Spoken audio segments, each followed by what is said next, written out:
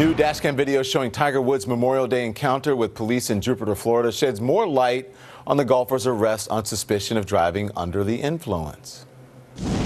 So where are you coming from today? Jupiter, Florida. You're coming from Jupiter, Florida? Yes. Okay, do you know where you're going? No. You're just driving around or what? I like to drive. I'm sorry? I like to drive. You like to drive? Go to Medalist.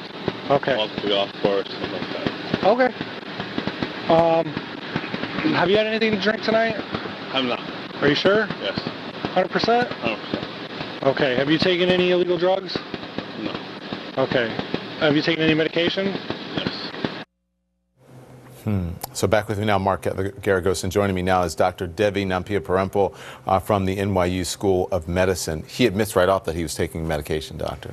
Yeah, so there are a couple of things that come to mind. I mean, first of all, is the medication what's causing him to have those symptoms or to look that way? And second, if it is related to medication, has he been taking the medication appropriately or inappropriately? And he had surgery, I think, not long before that, but was it in the time span of taking that medication? So it's unclear. So some of the reports say that he had surgery about 5 weeks prior. Now, usually if you have surgery, the pain lasts for maybe up to a week or 2 weeks. If it's longer than that, then you get concerned, is there some other issue?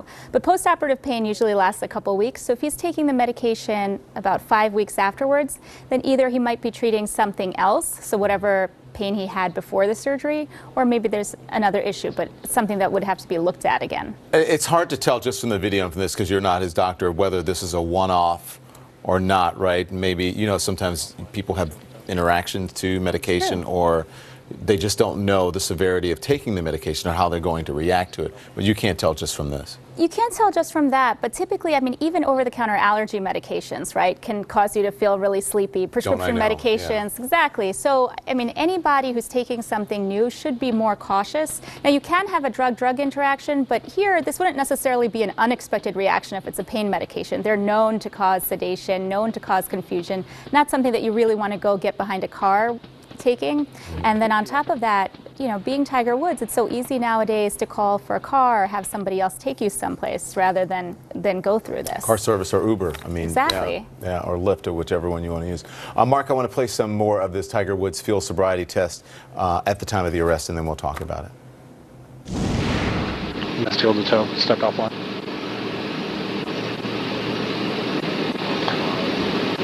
Missed heel to toe, stepped off line. Do you remember the instructions to touch the tip of your nose and then put your hand directly back down by its side? No.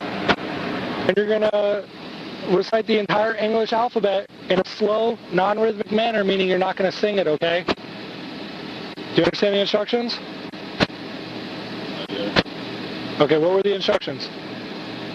Not to sing the national anthem backwards. Not to sing the national anthem backwards?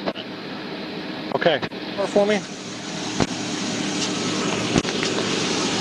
All right, go ahead and spread your feet for me. Do you have anything on you that's going to poke me, prick me, stick me, or cut me? No.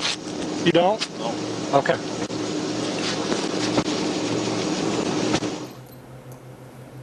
Oof. Mark, as an attorney, what do you make of this? What's his defense? I think that the reason before the body cam was released that Tiger released that statement was because he understood just what problems he had. Obviously, one of the good things about these videos is, whether it's dash cam or body cam, is you can see after the fact in real time what was going on. And here, he is impaired, whether it's because he was just asleep, which it doesn't sound like. I mean, in Tiger's defense, if he had been sleeping and just awakened and was groggy, generally you would come to kind of a quicker return to consciousness. If has been reported, if it was 0.00, which means there was no or little or negligible alcohol in his system, then the question is, you can still, even if you're at a 0.00, drive under the influence if under the influences of a medication. And that medication can be legal. It doesn't necessarily have to be illegal. It's just if it impairs you. And I think most people would say that based on that video, that looks like it's some somebody who's impaired. Yeah, and he put up a statement saying as much that it was prescribed medications, but do you think, and his defense as well, and I'm sure many people don't know, or a lot of people don't know, that it can be prescribed medication under the influence, and you should be aware of these things. I've said it for years, Don, because people don't understand it. They say, they come in waving a prescription into the office. And I said, well, that's great, but that isn't the question. That would be a different offense if you were found with a drug that didn't have a prescription.